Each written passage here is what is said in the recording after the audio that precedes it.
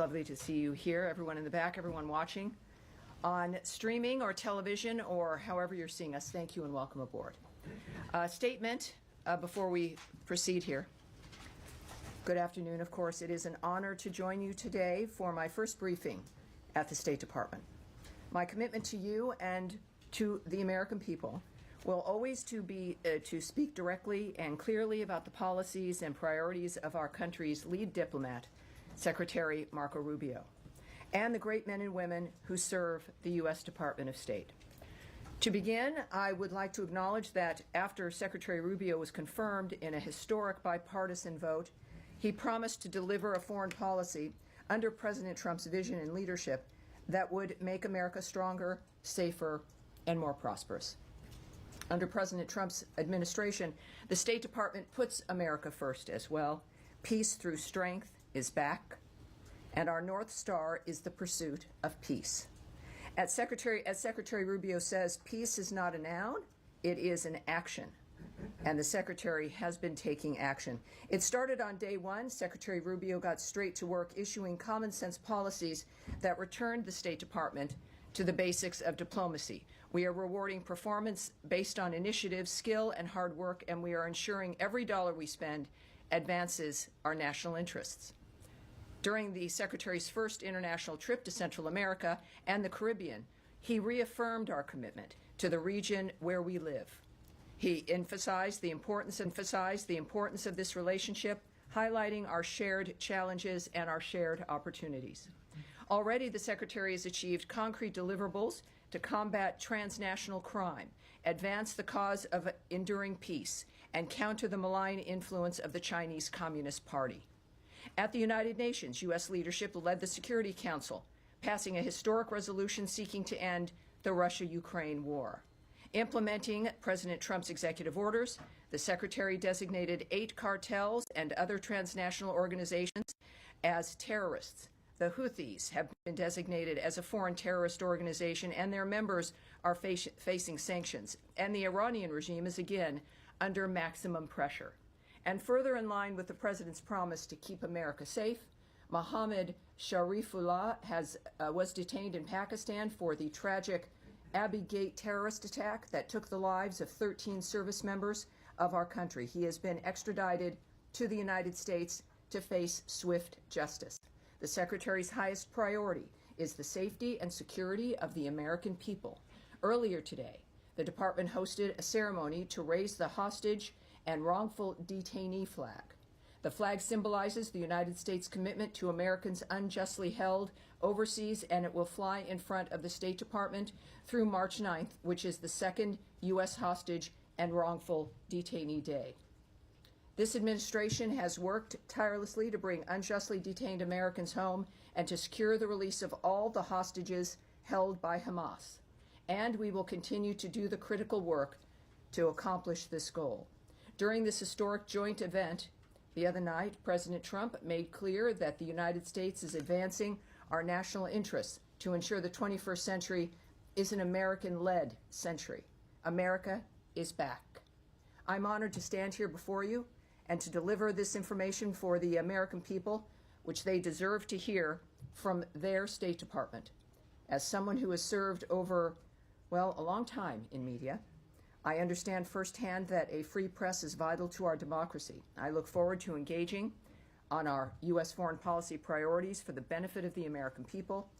And also just want to say a thank you to the civil service workers, the foreign service workers, the staff of this department.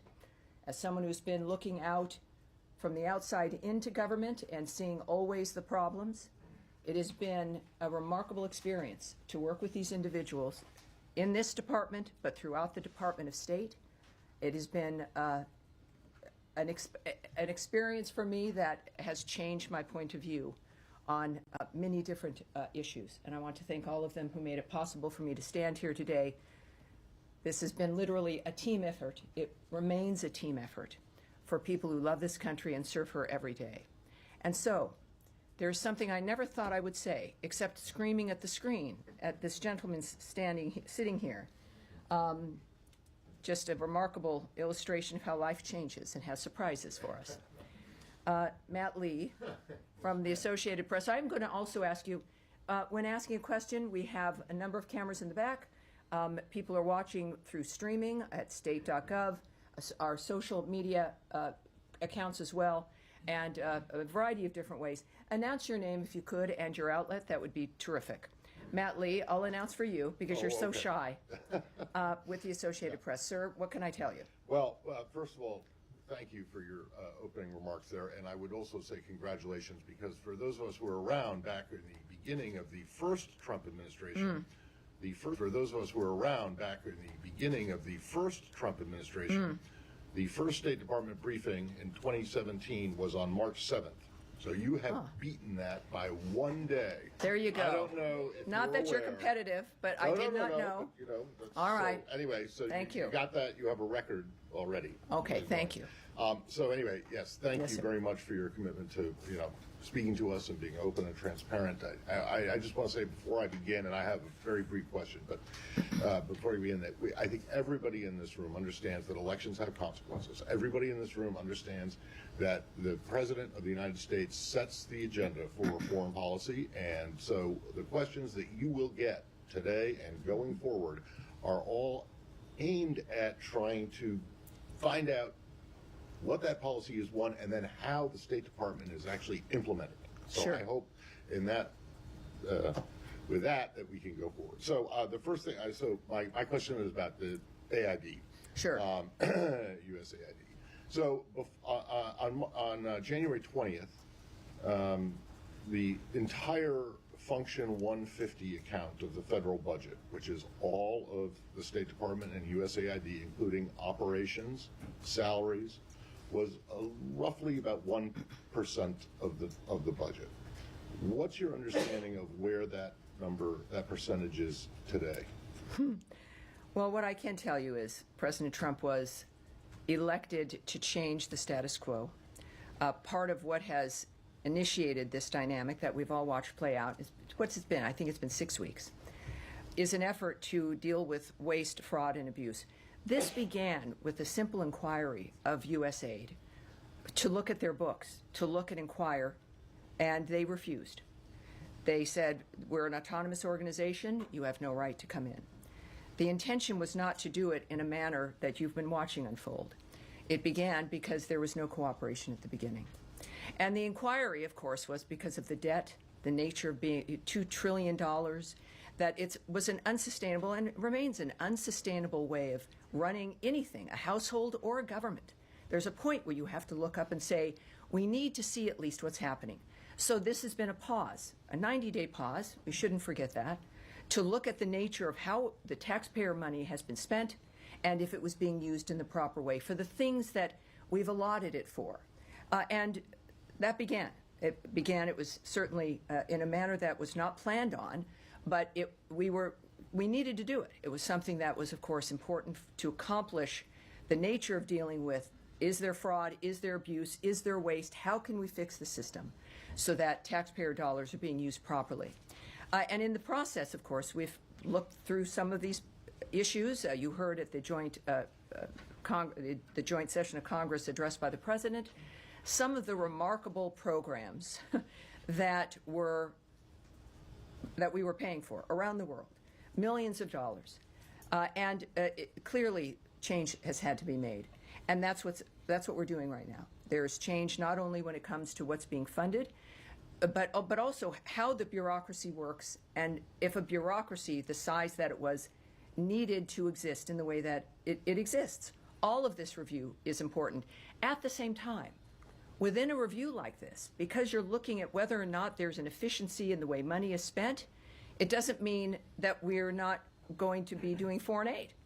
It's a matter of how are we going to be doing the aid, and if it is effective, and if it is efficient, and if it achieves the goals that we want that make America safe, more prosperous, more secure, and there's nothing that's deviated from that. On the issue of the numbers, you asked about numbers. Clearly, this is a rapid dynamic. This is a process that is an internal process that involves an entire host of decisions that are being made over a number of different bureaus and dynamics that I'm not a part of. We see what the results are. We have been getting the notifications about the nature of the numbers involved, but I can't go into specifics on this day or how they might even be tomorrow. But yes. The reason that I pushed on the Yes. percentage number was because one of the first fact sheets that this department put out, and I know that you probably didn't have much of anything to do with it, but it was don't underestimate me. Not yet. Well, it was on January 29th, and it was about the executive order on. Sure. And it said in there, even setting aside generous support for Ukraine over the past several years, the U.S. is spending roughly $70 billion in foreign aid annually. Well, that was just not correct. And several hours later, after myself and other people pointed this out, yes. It was changed, but it wasn't sent out again. It was just changed online. But it was changed to $40 billion instead of 70. Right. And I just want to know, the people who put this together, and I don't know who they were, but that's a $30 billion yes. mistake. Is yes. that the kind of accounting that... No, it's not. And I think, and can speak on behalf certainly of my department and of this entire department and the speed with which some of these things are happening, that mistakes are corrected. There was one. Okay. It was corrected, and that's certainly not going to happen again. That's what I can pledge to you. I do know, and as everyone learned on that day, that the data matters, which is why I'm not going to stand here and guess, that the facts of the matter, and we're determined. I am determined in this role. This is not just a first day for me, but also for the department to see the nature as a reminder of what you're all interested in and what we have to speak to, and I appreciate that. But yeah, it's everything's a learning curve. But at that point, of course, that's a significant difference, and let's just say it's not going to happen again. Thank you, sir. Yes, Rich. Hi, Tammy. Fox News. We all know that, right? Yes, you have to introduce yourself. So Rich Edson with Fox News. That's right. Thank you, Tammy. Thank you. Tammy, on this USAID investigation, Peter Morocco has been on Capitol Hill over the past couple of days, briefing members of Congress and updating them on this, where he told them that they have uncovered waste, fraud, and abuse to a level that would require referrals to the Department of Justice for investigation. Can you provide any specific examples of illegal wrongdoing, or what the department believes is illegal wrongdoing at USAID? Well, obviously, and this is my first chance to say what I can't comment on, which is, in general, certainly any possible litigation, the nature of negotiations or contemplations regarding action that the government might take, certainly not only because I've not been in the room, but it's because you've got, whether it's diplomatic conversations or issues of determining what we might do and what might not do. It also goes into hypotheticals. So no, I can't answer that. What I can say, again, is that the level of what we've discovered at USAID is troubling enough to where this is the kind of conversation that is perhaps going to have to be had by the American people and even perhaps Congress. But I think at this point, when we're looking at this kind of an issue that we see through our existing investigations and inquiries, that we've clearly got some problems. And so we're determined to correct those problems. Where it ends up is going to be, of course, something we'll see in the future, but that's not something I've been involved in. So a conversation with the American people in Congress, how about with the Department of Justice? Well, I don't know. I don't know. But it is, the seriousness with which this is being addressed is something the American people should be happy about.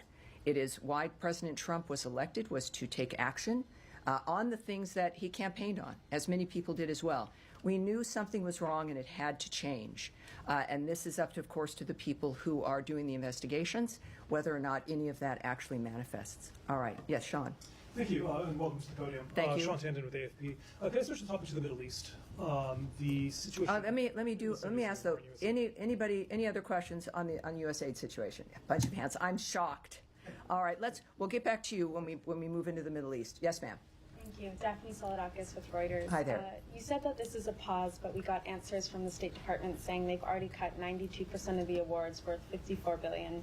Is there any chance of those coming back? And that made it seem like the review was done. Is it done, or is the review still continuing? Well, when you have a review, it is to assess what's happening in front of you, and then decisions are going to be made, right?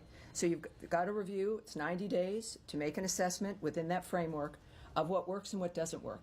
If there were programs and if they've been cut, the answer would be is that they did not serve either American interests or make us safer, more secure, or more prosperous. So those decisions are going to be made. Clearly, some have been in the process of the review.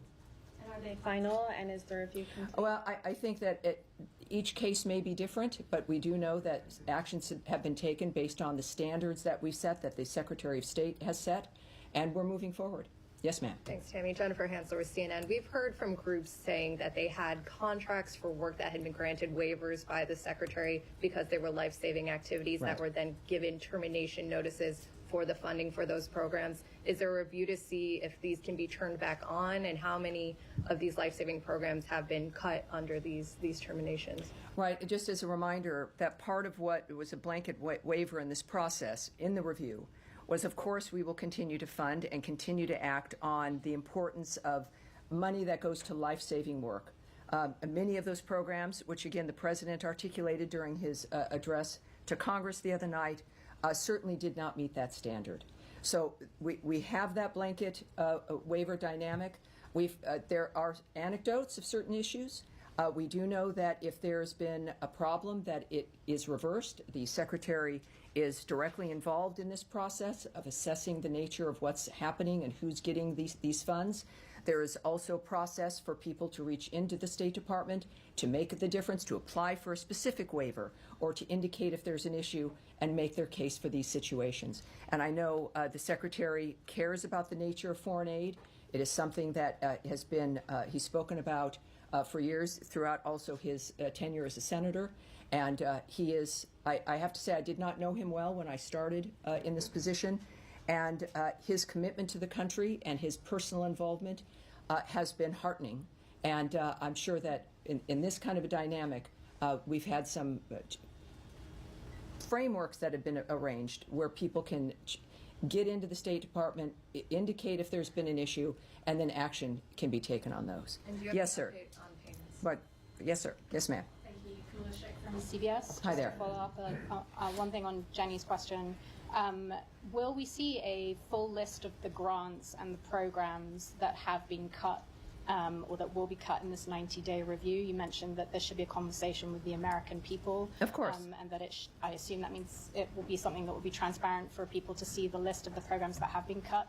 And then just on related to USAID, there's reporting from Reuters that more than 700 diplomats have signed a letter that is destined to go to the descent cable for this department, expressing their concern about the dismantling, of USAID, and the fear that this is undermining U.S. leadership abroad and helping create a power vacuum for the likes of China and Russia to exploit.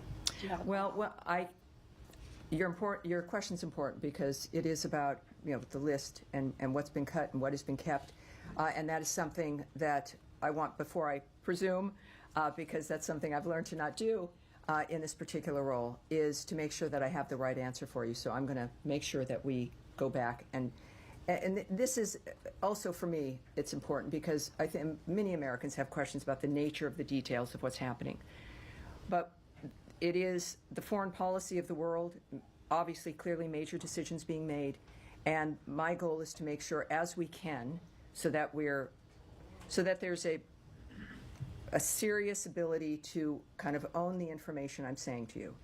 Those are going to be times when I have to come back to you, and this is one of those times. But it's a good question, and yes, I'd like to get that for you. And on the diplomats with the descent cable?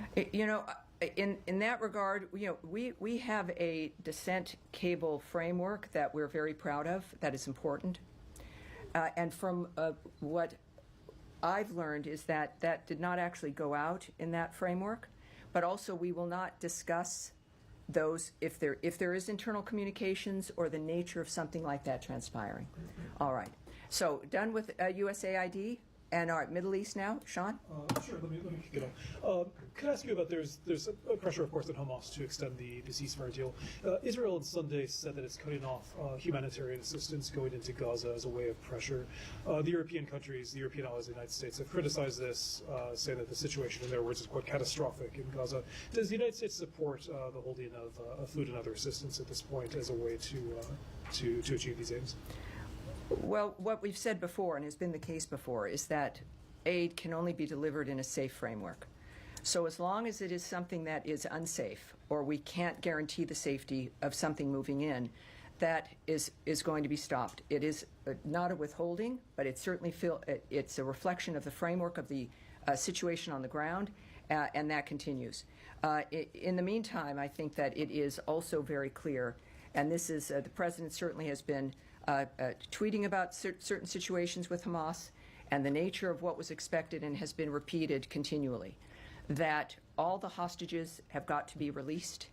They need to be released now. The bodies they are holding, everything, everyone needs to be released. And without doing that, there is no path forward. Secretary Rubio has made clear that as long as Hamas exists in that area, with a gun, without a gun, as long as they are a factor in Gaza and exist, there is no way forward. It is an impossible situation. It is monsters who are controlling and destroying Gazan lives and the lives of people around the region. It remains an extraordinary dynamic where this administration has made clear, as has Secretary Rubio, that we have a framework where it has gone. It's over and over and over again. There's been nothing new. It's wash, rinse, and repeat, back and forth, for generations. And the approach now in this dynamic is that it has to be a new approach, and that is what President Trump has said from the beginning, that we've got to think differently. We've got to think differently about how things proceed in the region. And this is finally, after this idea, the prompting to think differently. There are some different and new ideas, but one thing stays the same and is unmovable here, and it is the existence of Hamas as a factor on the ground in that region. It will be impossible to continue. Yes, sir. Thank you. My name is Saeed Erakat. I'm from Al-Quds newspaper. I've heard a little bit about you, and we've had some conversations. It's great to see you here, sir. Good to see you behind the podium. I have two quick follow-ups, basically, to Gaza. The president said yesterday, he had strong words for Gaza, for Hamas, and for the people of Gaza.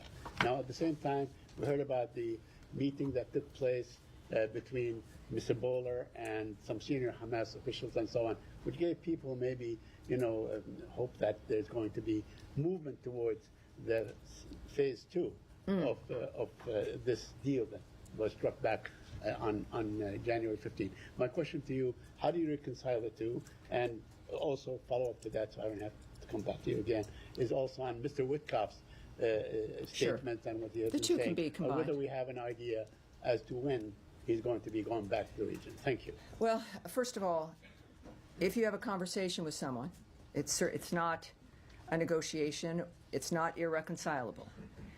It is the conveyance of the American position in a different way. Nothing was different. Nothing was conveyed differently. There was no change of position. It was the conveyance of the existing American position about Hamas and how it cannot exist in Gaza. Now, whether it is through a tweet or a diplomatic cable or on television or through envoys or in a meeting, that message can be conveyed. And I think that that's what's important for the American people to realize, is that the steps for peace that need to be taken in any country will be taken, and especially in making sure that a bloodthirsty group like Hamas understands that our message is not fluid. Yes, Andrea Mitchell. Great to see you. Change of subject to the Are we? Well, okay, yes, we'll go to you. The first, we'll take a couple more on Gaza. Yes, ma'am. Thank you. Nadia Bilbesi with Al Arabiya. Nadia, yes, nice to see you. Good to see you too. A couple of questions. Number one, the secretary said he's open to the Egyptian plan It's been endorsed by the Muslim and Arab countries. What's your position on that? It's basically, in a nutshell, saying that Gazans can stay, they can rebuild it with Arab money and with Palestinians' leadership. And second, the administration issued many ultimatums to the Hamas before. What's the difference this time? And the secretary echoed what the president said on Gazans themselves. He said Gazans will await them a beautiful future, but if hostages are held, they're all dead. What does that mean? Well, first of all, we know that the president, in his comments about a new way forward, etc., was an invitation for new ideas. And that seemed to have spurred some new ideas. But we also know that they have not really been seen as being adequate for the nature of what it is that we've been asking for. So it's always, I think that, especially from the words from the president himself, and I want to get his remarks especially for you, because these are, this is, everybody clearly wants this to change. I think that that's obvious, especially with Egypt stepping up and handling it as they have. But then it's about what are the details, what's going to end, what's going to be on the ground. And hold on one second here. The issue of my notes, which might have to be resolved for the next briefing. Hold on. All right. The iPad does not solve all problems. Well, I'm a paper person, as you might be as well. Well, let me just continue, though, on that manner, is that the Arab deal, as it's noted, is that it does not fulfill the requirements, the nature of what President Trump was asking for. But it was not, but it was the welcomed effort of continuing to address this clearly has to continue. So we understand that it's obviously that region and everyone is interested, has a stake in this, to say the least. And the goal is, though, as it has always been, it's very simple, is for peace in that region and to not have it continue to return as a constant issue. And we think we have a very good chance at accomplishing that this time with the leadership and an articulated leadership regarding what's acceptable and what is not. So these conversations clearly will have to continue. We know we've got partners clearly in the region, and Israel understands that as well. And this is what the world wants, not only in this conflict, but other conflicts. And no one wins.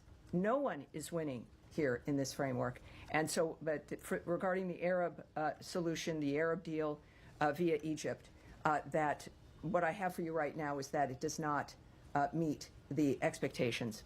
And so we'll have one more. Yes, sir, in the back. Yeah. Ryan Grimm, Dropsite News.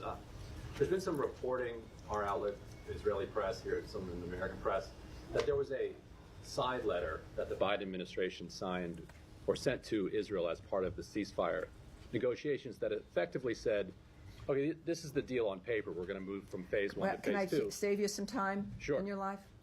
I'm not going to comment on something that happened prior to this administration or to things that have been heard or the idea of hypotheticals or rumored issues and letters and what rumored plans were. That is a non-starter. So if you have another thing you want to ask, let's do it. I do have one other thing. The question would be, would a letter like that still be in force under the Trump From one hypothetical to another. Clearly, I can't answer that, but thank you, sir. In the back. Yes, sir, behind you. Thank you very much, Tammy. Jaleel Afridi from the Frontier Post. Hello, sir. Nice to meet you. First, I want to say a quick thank you to the president. I have not seen any journalist saying thank you to him in 2020 during the Corona days. I was one of the affectees as well who spent many months in the hospital. And the stimulus checks were amazing, and many journalists took advantage of it.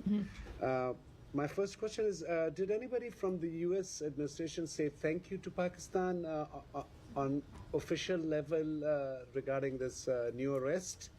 And second, is the president aware that the most popular leader of Pakistan, Imran Khan, has been in jail now for the last 3 years, and lots of atrocities has happened, but is the president at all interested in paying a little attention to Pakistan beside this? Well, I will answer that, noting that in his address to Congress, the president announced the arrest of an ISIS-K operative and plan are responsible for the deaths, as I mentioned earlier today, of the 13 brave American service members and over 160 Afghans at Abbey Gate that he is now in custody. And we extend our gratitude to the government of Pakistan. We do, for their partnership in bringing Mohammed Sharifullah to justice. We would also now refer you, for those who want more information, to the Department of Justice for further information regarding his case. And we have, regarding Pakistan and the nature of our relationship, we have a common interest, obviously, in fighting terrorism. And the arrest of this terrorist also illustrated that U.S.-Pakistan cooperation on counterterrorism remains vitally important. So thank you, sir. All right, so now, Andrea, we'll move on here. Thank you very much, and thank you and welcome. And I think all of us are very grateful that the briefings are starting and that you were good. I hope to. I won't always necessarily. I hope my goal is to make you all happy. Of course, that will be impossible. And I appreciate your patience with me today, as I'm learning clearly the depth. This room, we've got an overflow room.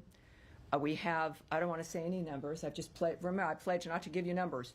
But it's a remarkable thing. The American people care about foreign policy. They care about national policy. And your career in particular has kind of taught Americans that this information is interesting, it's usable, it's important, and so it's a pleasure to talk with you. Thank you, and just thank you for your commitment to this. Yes. On Ukraine, does the Zelensky letter, which includes an apology and various commitments to peace, which were praised by Mr. Witkoff at the White House today, does that letter meet the standard to the Secretary that these talks can proceed? And will the Secretary be attending the talks that are now contemplated next week in Saudi Arabia? And if you could give us any reaction to the Russian attack on a hotel today, where American aid workers did escape, but at least 4 people that we know of were killed. Right. If I could just also throw in. All right, a third one. Does the letter of apology solve some of the issues to the extent that the Secretary believes intelligence and the weapons pipeline and intelligence sharing could be restored? Well, that's a road a bit too far. We will not discuss issues of intelligence or diplomatic agreements or the sharing of information. That I will not discuss. But from the start, after the Friday situation with President Zelensky, and Secretary Rubio was in the room, it was a surprise that his behavior took a turn, and in the Oval Office. And it was clear, as the President had stated publicly, that he was not ready for peace, that there was one thing that he should not do, and that was, damage the nature of what was transpiring there, because we want to help him. We want to help Ukraine. We have been the biggest supporters of Ukraine in this conflict than anyone else in the world. We have made it very clear from the start how we feel about this situation. But even after that, even that same night and continuing on, there was an open door that he wasn't ready for peace. If he becomes ready for peace, he can come back to the table. It was certainly not something that eliminated the potential to continue. But what it did do was highlight, and clearly with the follow-up message from President Zelensky, there was an awareness that, as he said, it did not go as planned, right? It was not a situation that was good or helpful, and as I'm paraphrasing here, and clearly indicated that he was ready to come back. I have not spoken in the last few hours with the Secretary, but I do know that his posture has been the same, is that we have a goal, and we see what's happening. We want to make sure that certainly the President understood what was happening, that this door was still unlocked, that he could return as we were looking at the nature of what was transpiring in Ukraine, that it's a stalemate. The Secretary has called it a meat grinder. Hundreds of thousands of people dead, and the carnage not stopping. It's a stalemate that both parties have to be brought to the table to end it. We also had terrific success, as I mentioned in my opening, at the UN. The first time since the beginning of this conflict, a 3-paragraph statement about ending the conflict passed without opposition in the Security Council, which is a statement from those members, but also from the UN in general. It appears with that note that President Zelensky understands what's at stake, that we are here to help him, that there is one person who can bring those parties to the table, and it is President Donald Trump. The Secretary has understood that from the beginning.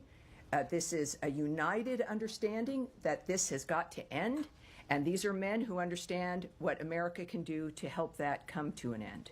And I would believe, with what has been said before, that in fact, if the President and the Secretary believe that President Zelensky is serious and that we can move forward, they have stated, in fact, that we would. So we look forward to that. And Saudi Arabia? What about Saudi Arabia?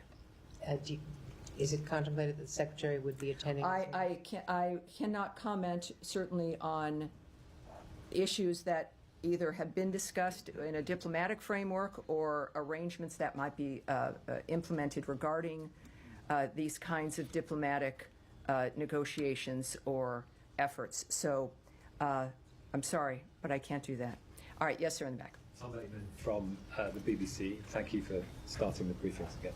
On the issue of European peacekeepers, which the British and French have both said they're prepared to put into Ukraine under the President's plans, we heard from Sergei Lavrov, the Russian Foreign Minister, today, who said that this would mean direct, official and unconcealed involvement by NATO countries in a war against the Russian Federation. There is no room for compromise, and this is an overtly hostile aim. Do you have any concerns about that? Well, I don't comment on remarks by leaders or foreign ministers of other countries. I'm here to represent the Department of State and Secretary of State Marco Rubio.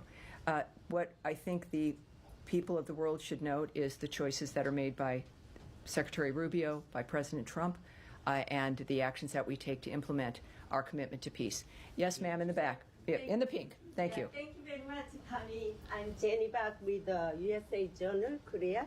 I have 2 questions. First question, President Trump pointed out in his State of the Union address that South Korea has imposed tariffs 4 times higher.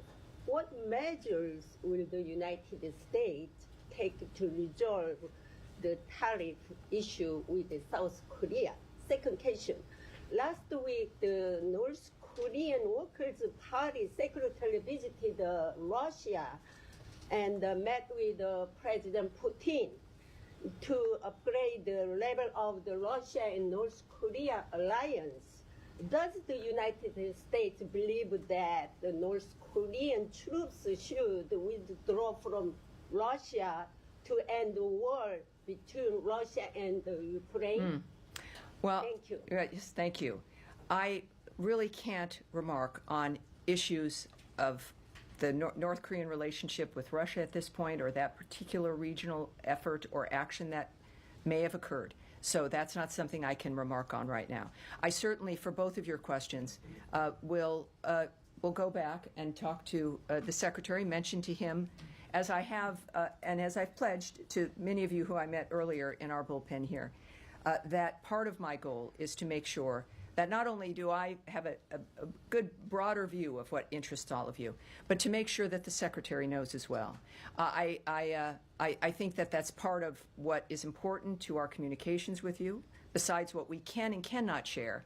It is to make sure that we know where your interests are also. All right, sir. Yes, sir. Yeah, thank you so much, Danny. Congratulations, and thanks for doing this.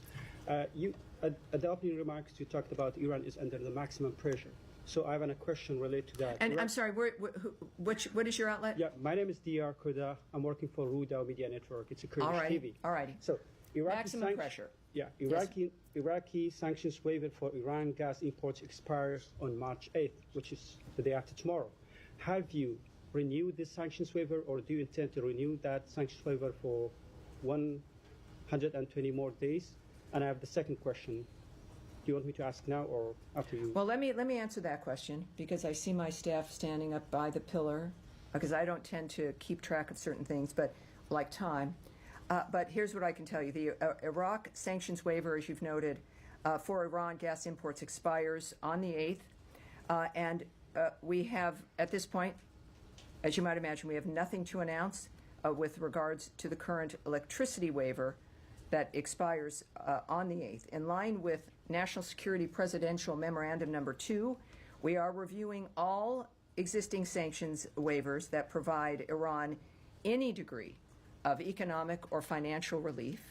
And we are urging the Iraqi government to eliminate its dependence on Iranian sources of energy as soon as possible and welcome the Iraqi Prime Minister's commitment to achieve energy independence. Hopefully, the United States is leading the way when it comes to that kind of an approach.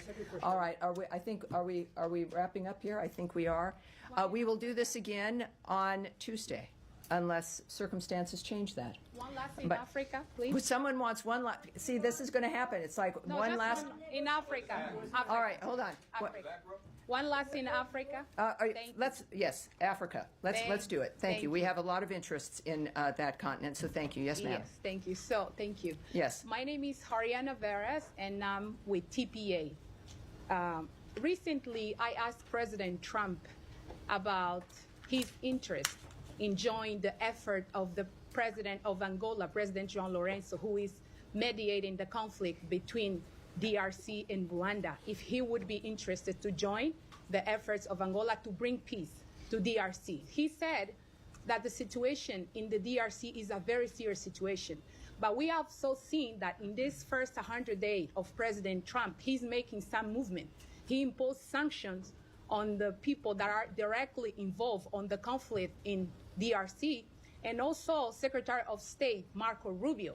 He spoke with the foreign minister of Angola and also President Tshisekedi of Congo. Correct. Is there any plan, or can we expect something more in terms of action from the United States to join Angolan's effort to bring peace to the DRC? Because every day people are dying, and we have seen how eager President Trump wants to bring peace in many regions. That is correct.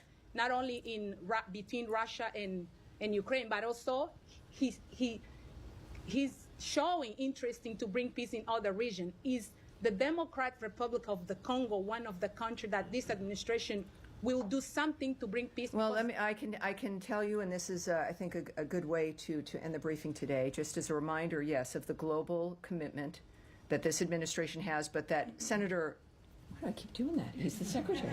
He's the Secretary of State. That the Secretary of State, Marco Rubio, has in the world. I can tell you that we stand in firm support of the Congolese people and of the sovereignty and territorial integrity of the DRC. I can say that in his calls with the two presidents, the Secretary urged an immediate ceasefire in the region, accountability for human rights abuses and violations, and for all parties to respect sovereignty and territorial integrity.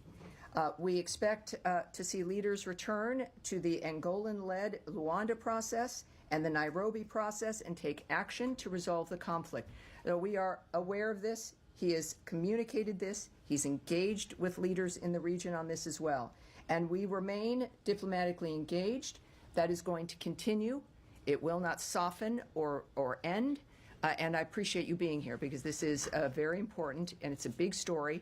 Might not get as much coverage in the media, but there's a lot of problems here in the world, and the Secretary is committed to solving them, as is the President. So it is a team and a whole of government understanding that our world here at home needs to change and reform, and the way that the world is unfolding now with its conflicts, that needs to reform as well. So the DRC, thank you. All right, everyone, thank you very much. I'll see you on Tuesday as well.